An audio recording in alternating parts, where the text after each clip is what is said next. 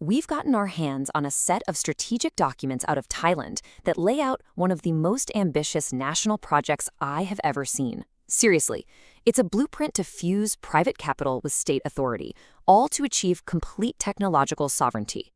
It's called DataX Money Power, and in this explainer, we're going to walk you through exactly what that means. Okay, so at the very heart of this whole strategy is a concept the documents call money power. This visual right here, it captures the idea perfectly. You have two forces, money on one side and power on the other, and they're being merged into a single engine for national development. And really, this is the central question of the entire plan. It's not just about, some government funding or a little bit of oversight. No, this is about a complete, total integration of the two. And that really sets the stage for the massive scale that we're about to dive into. The documents give us a pretty clear definition. The money side, that's all about managing the nation's capital base. The power side is about using state authority to get things done. But the crucial part, the secret sauce, is the synthesis of both, aimed squarely at one thing, securing national economic and political stability. So, a great philosophy, but how do you actually turn that into reality? Well, the entire strategy is broken down into three pretty futuristic missions. This is what the documents call the master plan. And here we see the three main pillars of the whole project. First, Solar X Energy, which is all about clean energy independence. Second, cyber and robotics for next-generation national defense. And third, DataX LEO, a plan to really dominate the space and satellite sector. Let's break those down a bit. Solar X is about becoming a leader in clean energy. The cyber and robotics mission, that's designed to build a powerful domestic defense industry. And DataX LEO is all about building an advanced Earth observation satellite system. Now, each of these isn't just a government project. They're designed to be profitable businesses that actually fuel that money power loop we talked about. Now, what's the glue that holds all these missions together? Well, it's a single piece of core infrastructure. It is the technological heart of the entire money power project, the DataX LEO constellation. It's called the DataX LEO, and that stands for Low Earth Orbit. And listen, this isn't just one satellite. Oh no, it's a planned constellation, a whole mesh network up in the sky designed to be the central nervous system for the entire operation. And the technical specs here are pretty impressive, to say the least. We're talking about a mesh network of satellites flying at over 7 kilometers per second. They'll talk to each other using laser links, which is faster and way more secure than old-school radio, all to provide uninterrupted 24-hour coverage over the nation.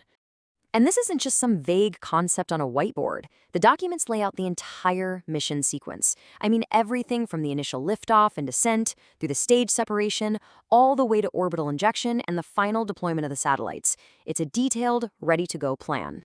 The roadmap for this is just incredibly ambitious.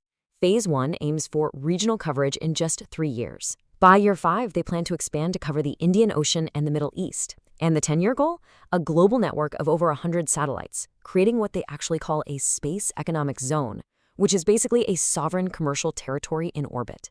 Wild. Okay, so we have the technology, we have the timeline, but what can it actually do? Why does this matter?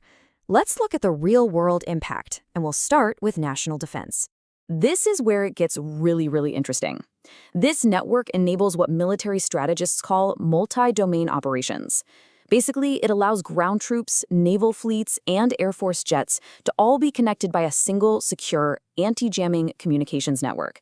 It unifies the entire battlefield in real time. The system is even designed to solve some of the absolute toughest military challenges out there. For instance, communicating with a submerged submarine. The plan details using a mix of buoys and advanced blue-green laser links to maintain contact, which is a notoriously difficult thing to do. So where does all this data go? It gets fed into a command center that is straight out of a sci-fi movie. We're talking AI-powered threat analysis, 3D holographic tracking of all your assets, and near-instantaneous data processing with latencies under 50 milliseconds. Now, this all sounds incredibly advanced and, let's be honest, incredibly expensive. Which brings us to the big obvious question, how are they going to pay for all of this?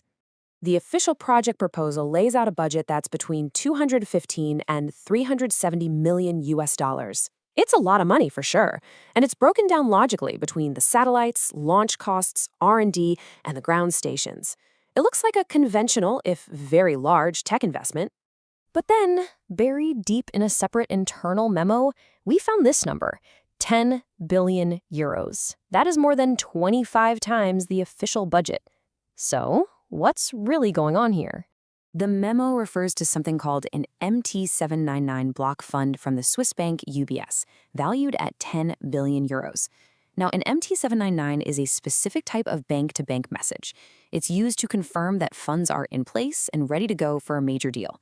This strongly suggests that behind the public budget, a much, much larger pool of private capital is being mobilized. So, with this grand plan, the advanced tech, and the massive funding now revealed, we can finally look at the ultimate goal. What is the end game for this entire money power project? Well, it's designed to be a self-sustaining system they call the money power loop. Sure, government contracts and security stuff provide the initial anchor, but the real goal is to spin that into commercial services, like data subscriptions and AI-driven predictive analytics, creating a profitable, long-term business. The ultimate strategic goal here, data sovereignty. The documents use this really powerful analogy of being a market maker.